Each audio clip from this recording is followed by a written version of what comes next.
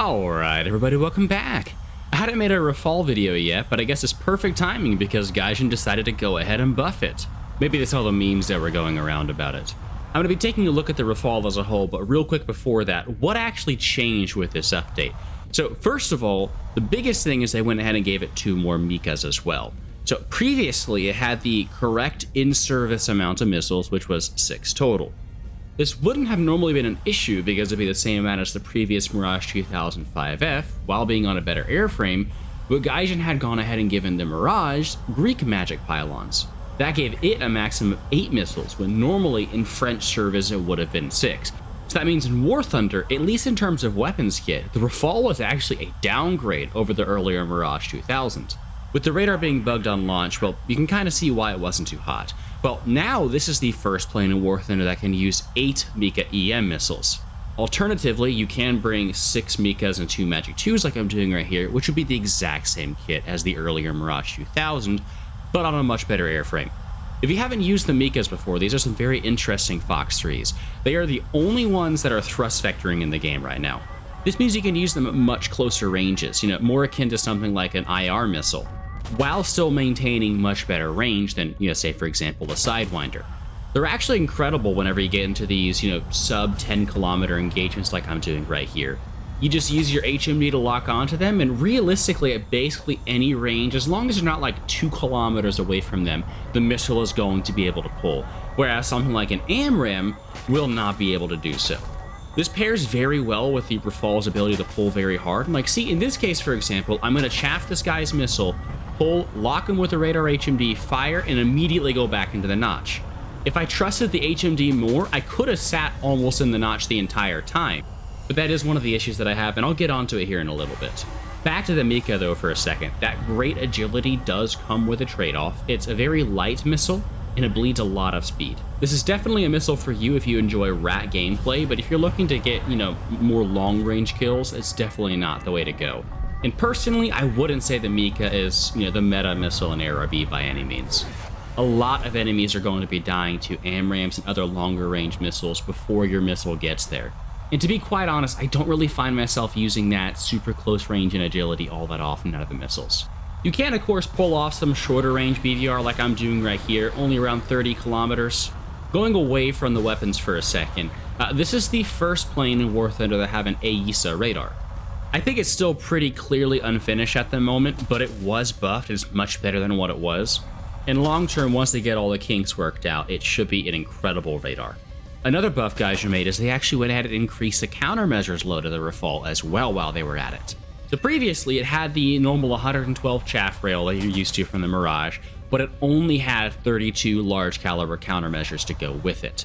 That is not many at all. To be honest though, I wasn't really having too many issues with it. There was only a couple times when I ran out of flares, because most of the time you're not getting that close to the enemies, and so you would just be defeating radar missiles. Gaijin did address this, however, and you now still get 16 large caliber countermeasures, but in addition you get another 36 normal caliber. This may not sound like a lot, but they actually drop individually, as you can see. So that's 52 drops of flares. That should be more than enough for almost any ARB game. Your flight performance is well optimized for ARB as well. It does have worse overall flight performance than the Eurofighter, but the Eurofighter is just a massive UFO, and the Rafale does have at least one advantage over it. If we take a look at statshark.net, which puts this all into a nice visual format for us, we can see the Rafale does actually have better high-speed pull. You can see a solid line right there, it's an instantaneous pull. The dash step 0 line is a sustained, and you can see that, well, it does very much lose there. However, you do have good first turn, and realistically, you can just go ahead and lock them up with a MICA and kill them. The big thing, though, is that going from the Mirage 2000 to the Rafale now is a substantial upgrade, especially in the flight performance department. It always was there, but take a look at the acceleration difference between the Rafale and the Mirage. It's actually absurd. I do have one pretty big complaint when it comes to the Rafale's flight performance, though, and that's actually its speed. Not necessarily because of the engines or anything. I mean, these are good engines that get up to speed nice and quick, but you're about to see, I'm about to redline going like 1400 kilometers an hour. Indicated airspeed, of course. You can actually overspeed on 105% throttle on the deck. If you're trying to stay low to use those MICAs at close range, you're actually kind of forced to keep yourself off a burner to avoid yourself ripping. And yeah, I have actually done that. So you're left behind everyone else with missiles that have less range, and so a lot of people just end up dying to AMRAAMs before you get there from my experience. And even when you do get there, there's one more major issue, and that's the fact that the Rafale also has that IRST switching issue that the Eurofighter has. I've always had issues with, radar HMD being unreliable, but it's even worse now. Look at this, it's constantly switching back and forth into IR. And of course, you can't fire your MICAs when you're in IR. It's not just an HMD either, but typically if you're using HMD, you're in those high stress environments. But still, after these buffs, an already good top tier plane is now even better. Now, would I say this is the meta jet? I mean, no, personally, I'd still rather be in an F-15E or a Eurofighter, but you won't go wrong playing the Rafale either. This is fun, especially in tanks. An area the Rafale excels in is in CAS, and actually, if you ask me, personally, I would say the Rafale is actually probably better in this department than the Eurofighter. Namely because, even though the Eurofighter does get access to a lot of weapons, I mean, it can bring up to 18 Brimstones. That is an insane amount of weapons. None of them are fire and forget. This means that with the Eurofighter, at least, you can realistically only really guide in 1, maybe 2 missiles at a time if you're lucky. The Rafale doesn't have this issue. You can actually carry IR-guided weapons, in this case, the AASM Hammer, which you see me using in the background.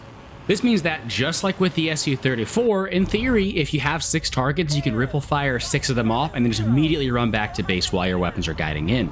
This gives you a lot of match impact and means you can rack up a lot of kills much more quickly than you can with, the Eurofighter, for example. I actually really like these AASMs as well because they have a lot going for them. First of all, when it comes to damage, you are not going to have to worry at all because the warhead is literally a 500-pound bomb.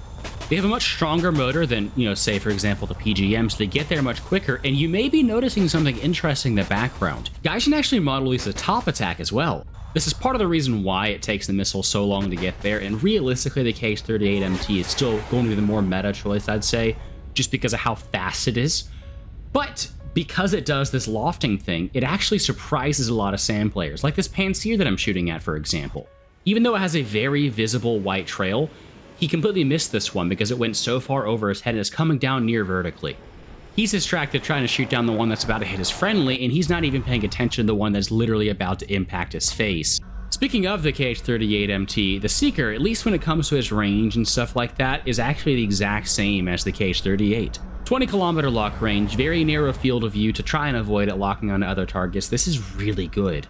You do get the option of running laser ones if you prefer. I can't think of a real situation where you'd want to do that.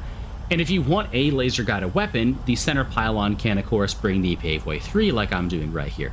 Another thing to note, the Rafale and the Eurofighter, now that the Rafale got this extra pylon, can actually both carry 6 air-to-air missiles in addition to their full air-to-ground payload. This cast footage is just from before the extra pylons were added.